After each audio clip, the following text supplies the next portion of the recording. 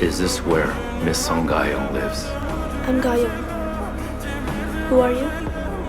I'm an acquaintance of your father's. I have a gift I was instructed to bring you, miss.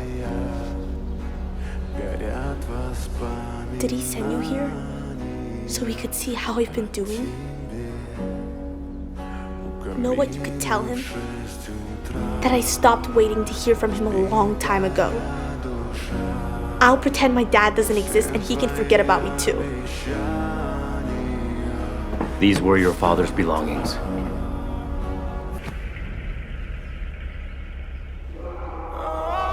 Mr. Seonggi-hundeath has passed away.